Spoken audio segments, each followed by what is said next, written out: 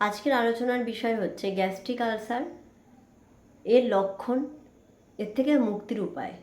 Gas বা acidity হচ্ছে ঘন ঘন, তার মানেই কি আপনার গ্যাস্ট্রিক আলসার হয়েছে? কি করবেন, কি ওষুধ আছে? এর মেন কারণ হচ্ছে আজকাল আমরা এই যে উল্টোপাল্টা খেয়ে নিচ্ছি, বাইরে বেরোচ্ছি, তেলে ভাজা, ফুচকা, নানা রকমের ফ্রাইড জিনিস এগুলো খাচ্ছি। তো এগুলো থেকেই পেটের মধ্যে এই আলসার হচ্ছে, গ্যাস হচ্ছে, অ্যাসিডিটি হচ্ছে। আজকের বিষয়টা ঠিক এটা নিয়েই বলবো যে এই যে গ্যাস্ট্রিক আলসার হচ্ছে, আপনি কিভাবে সতর্ক হবেন যে আপনার গ্যাস্ট্রিক আলসার হতে পারে। এমনি তো গ্যাস অ্যাসিডিটি স্বাভাবিক, এটা তো হতেই পারে, কিন্তু আপনাকে সতর্ক কখন হতে হবে, কি কি লক্ষণ আপনার শরীরে দেখা দেবে। গ্যাস্ট্রিক আলসার কথাটার মানে হচ্ছে, আলসার মানে হচ্ছে ঘা বা ফোড়া বা জায়গাটা জ্বলে যাওয়া। তাহলে গ্যাস্ট্রিক অর্থাৎ আমরা বলছি পাকস্থলীকে, পাকস্থলী যেখানে হচ্ছে খাবার পৌঁছাচ্ছে সেটাকে আমরা পাকস্থলী বলছি। তাহলে গ্যাস্ট্রিক আলসার কথাটার মানে হচ্ছে পাকস্থলী বা পাকস্থলীর ঠিক লাগোয়া যে অংশটা, যেটা ছবিতে দেখানো হচ্ছে, সেখানে আলসার, ঘা, ফোড়া বা জ্বালা, পাকস্থলীর ভিতরের জায়গাটা ক্ষয়ে যাওয়া, এই জিনিসগুলো, এটাকেই গ্যাস্ট্রিক আলসার বলছে। কারণ কি, কেন হচ্ছে বা কাদের হচ্ছে? এর কারণ হচ্ছে, প্রথম কথা হচ্ছে পেটে একটা ইনফেকশন হয়, যেটা মেন এই আলসারের জন্য দায়ী, সেটা হচ্ছে এইচ পাইলোরি ইনফেকশন। এটা একটা ব্যাকটেরিয়াল ইনফেকশন। এই ইনফেকশনটা হয় কি করে? খাওয়া দাওয়ার থেকে হয়, মাঝে মধ্যেই ফুড পয়জনিং হলে হয়, ডায়রিয়া এগুলো হলে হয়ে থাকে। 2 নম্বর পয়েন্ট, ঘন ঘন পেইন কিলার খেলে। পেইন কিলার মানে যে কোনো পেইন কিলার নয়, সেটা হচ্ছে এনসিআর গ্রুপ, মানে non steroidal anti inflammatory drug. অর্থাৎ এনসিআর গ্রুপের মধ্যে কী কী পড়ছে? প্যারাসিটামল পড়ছে, আরও অ্যাসিলোফিনাক, ডিক্লোফিনাক, এইগুলো হচ্ছে এনসিআর জাতীয় ওষুধ। এই ওষুধগুলো খেলে অ্যাকচুয়ালি কী হচ্ছে না, এই ওষুধগুলোর মধ্যে একটা ক্ষমতা আছে এই ওষুধগুলোর, যে প্রোস্টাগ্ল্যান্ডিনের ওপরে এফেক্ট করছে। তার ফলে কি হচ্ছে না, স্টমাকের যে লাইনিংটা আছে বা যে লেয়ারটা আছে, সেই লেয়ারটা ক্ষয় হয়ে যাচ্ছে। যত এই ওষুধগুলো খাবেন তত দিনে দিনে এই স্টমাকের এই লেয়ারগুলোতে ক্ষতি হতে পারে, এবং ক্ষতি হতে হতে সেই জায়গাটা ক্ষয় হচ্ছে এবং তার ফলে আলসার তৈরি হচ্ছে। নেক্সট হচ্ছে স্ট্রেস, একটা বড় ফ্যাক্টর। স্ট্রেস অর্থাৎ মেন্টাল স্ট্রেস বা শারীরিক স্ট্রেস। অনেক দিন ধরে আপনি অসুস্থ হয়ে আছেন বা একটা মেন্টাল একটা দুশ্চিন্তার মধ্যে রয়েছেন। তো মেন্টাল স্ট্রেসের জন্যই আমাদের শরীরে নানা রকমের হরমোনাল চেঞ্জ হচ্ছে। তো সেক্ষেত্রে একটা ইমব্যালেন্স হচ্ছে গ্যাস্ট্রিক মিউকোসা, গ্যাস্ট্রিক লাইনিংয়ে, মানে পাকস্থলীর যেই লেয়ারটা, পাকস্থলীর ভিতরে ক্ষয় হচ্ছে, ক্ষতি হচ্ছে। এছাড়া খাবার, স্মোকিং, অ্যালকোহল, এই দুটোই আলসারের পক্ষে খুবই ক্ষতিকারক একটা এফেক্ট তৈরি করে। যে কোনোভাবে অ্যালকোহল বা স্মোকিং যারা বেশি বেশি করছেন, তাদের জন্য বারবার বলবো যে তাদের কিন্তু গ্যাস্ট্রিক বা পাকস্থলীর ওপরে বাজে এফেক্ট করছে এবং ক্ষতি করছে। এটাও একটা বড় কারণ এই আলসার তৈরি হওয়ার জন্য। নেক্সট হচ্ছে নানা রকমের স্পাইসি ফুড, মানে খুব ঝাল জাতীয় খাবার। আমি যেটা বললাম যে গ্যাস বা অ্যাসিডিটি হলেই কি আলসার হচ্ছে, গ্যাস্ট্রিক আলসার হচ্ছে? প্রথম কথা হচ্ছে যে গ্যাস হলে গ্যাস্ট্রিক আলসার হবে না, অ্যাসিডিটি হলে হতে পারে। অ্যাসিডিটি অর্থাৎ বদ হজম, অর্থাৎ সেখানে কিন্তু একটা অ্যাসিডের সমস্যা হচ্ছে, তার ফলে একটা টক ঢেকুর উঠছে আমাদের। তো সেজন্য এই যে একটা যে এনভায়রনমেন্ট খারাপ হচ্ছে স্টমাকের ভিতরে, সেক্ষেত্রে দীর্ঘদিন ধরে অ্যাসিডিটি হতে থাকলে আলসার হতে পারে। এবার বলবো লক্ষণ কি, গ্যাস্ট্রিক আলসারের লক্ষণ।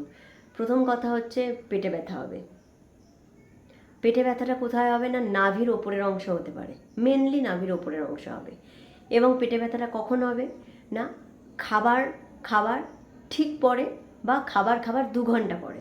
আমাদের 2 ধরনের আলসার হয়, একটা হচ্ছে গ্যাস্ট্রিক আলসার, একটা হচ্ছে পেপটিক আলসার। এই 2 ধরনের আলসারেই ব্যথাটা 2 রকমভাবে হয়। তো মনে রাখতে হবে, খাবার পরে যদি ব্যথা করে, সেটা ইমিডিয়েটলি আফটার ফুড হতে পারে, মানে খাবার তৎক্ষণাৎ পরেই হতে পারে, আবার হচ্ছে 2 ঘন্টা পরেও হতে পারে। তো খাবার পরে পেটে ব্যথা এবং খুব পেটে ব্যথা। নেক্সট হচ্ছে একটা বমি বমি ভাব। নেক্সট হচ্ছে খাবার ইচ্ছা না হওয়া, খাবার পরেই পেট ফুলে ফেপে যাওয়া। নেক্সট হচ্ছে ওজন কমে যাওয়া। এবার আমি যে লক্ষণগুলো বলবো, সেগুলো যদি মানে গ্যাস্ট্রিক আলসারটা খুব খারাপ পর্যায়ে চলে যায়, তাহলে এই লক্ষণগুলো দেখা যাবে। সেটা হচ্ছে বমির সাথে রক্ত, পায়খানার সাথে রক্ত, এবং এই ওজন কমে যাওয়া। আর পেটে ব্যথাটা খুব বাজেভাবে পেটে ব্যথা, যে একদম মানে থাকতে পারা যাচ্ছে না, একটা এমার্জেন্সি সিচুয়েশান তৈরি হচ্ছে। এই যে লক্ষণগুলো যেগুলো আমি লাস্টের দিকে বললাম, এগুলো যদি হয় তার মানে মনে করতে হবে এটা খুব খারাপ পর্যায়ে চলে এসছে। তখন গিয়ে বমি মানে রক্ত বেরোচ্ছে। রক্তটা কেন বেরোচ্ছে? খারাপ পর্যায়ে গেলে হয় বলেছিলাম, তার মানে পাকস্থলীতে বা পাকস্থলীর সাথে লাগোয়া যে অংশটা, ওই আলসার বা ঘা হতে হতে সেখানে এমনভাবে ক্ষয় হচ্ছে, সেখান থেকে ব্লিডিং হচ্ছে। ব্লিডিং হওয়ার ফলে সেই রক্তটা বমি হয়ে বেরোচ্ছে খাবারের সাথে, ফুড পার্টিকেলের সাথে বা পায়খানার সাথে বেরোচ্ছে। তাহলে এটা লাস্ট স্টেজে গেলেই বা অনেক দিকে চলে গেলেই, বাজেভাবে চলে গেলেই সেটা হয়। তাহলে এর কমপ্লিকেশন, এই যে গ্যাস্ট্রিক আলসারের কমপ্লিকেশন কি? এটা হচ্ছে এই যে রক্ত বের হওয়া, ওজন কমে যাওয়া, এবং খুব রেয়ার কেসে কিন্তু ক্যান্সারের দিকেও যেতে পারে। আর একটা কমপ্লিকেশন হচ্ছে পেরিটোনাইটিস হয়ে যাওয়া। এই যে বলেছি যে ক্ষয় হচ্ছে, ক্ষয় হয়ে গ্যাস্ট্রিক ইরোশন হচ্ছে, ওই জায়গাটা ফুটো হয়ে যেতে পারে। তো তখন সেখান থেকে ইনফেকশান পেটের ভিতরে পুরো চলে আসতে পারে, মানে পাকস্থলীর ভিতর থেকে ইনফেকশানটা ওই ক্ষতর মধ্যে দিয়ে নাড়িভুড়ির মধ্যে যে ডিওডেনাম জেজুনাম এটা আছে, মানে পুরো পেটের মধ্যে ছড়িয়ে যেতে পারে। তখন সেটাকে পেরিটোনাইটিস বলে বা অ্যাকিউট অ্যাবডোমেন বলে। পেরিটোনাইটিসে কিন্তু পেশেন্ট মারা যেতে পারে। অ্যাকিউট অ্যাবডোমেন এটা একদম মানে এমার্জেন্সি সিচুয়েশান তৈরি করে। তাহলে বোঝা যাচ্ছে যে একটা সামান্য আলসার থেকে কতটা ক্ষতি হতে পারে, মানে একটা মানুষ মারাও যেতে পারে। তাহলে এটা কতটা একটা সিরিয়াস জিনিস, এটা আশা করি বোঝা যাচ্ছে। এবার আমি বলবো ইনভেস্টিগেশন কি, আমাকে এন্ডোস্কোপি করতে হবে। এন্ডোস্কোপি অর্থাৎ মুখের ভিতর থেকে নল ঢুকিয়ে ক্যামেরার মাধ্যমে পেটের এই ভিতরটা পুরো দেখা, যে ঘাটা হয়েছে কিনা বা হলে সেটা কোথায় হয়েছে। এবার যদি তার সাথে পেশেন্ট মানে হিস্ট্রি দেয় যে রক্ত পায়খানা হচ্ছে, তাহলে সেক্ষেত্রে স্টুল এক্সামিনেশন। এর থেকে মুক্তির উপায় কি আছে, এর চিকিৎসা কি আছে? আমি যেটা বলবো লাইফস্টাইল মডিফিকেশান। লাইফস্টাইলটা যদি স্মোকিং অ্যালকোহল করি সেটাকে পুরোপুরি বন্ধ করতে হবে। পেইন কিলার বা এনসিআর জাতীয় যদি খাবার খাই, ওষুধগুলো খাই, সেটাকে বন্ধ করতে হবে। স্পাইসি ফুড মানে খুব ঝাল জাতীয় খাবার বন্ধ করতে হবে। যাদের গ্যাস্ট্রিক আলসার হয় তাদেরকে আমরা পুরোপুরি ঝাল বন্ধ করে দিই, মানে লঙ্কা দেওয়াই যাবে না। আর সেদ্ধ খাবার খেতে পড়ি। যাদের ধরা পড়েছে আলসার তারা পুরোপুরি সেদ্ধ খাবার খাবেন।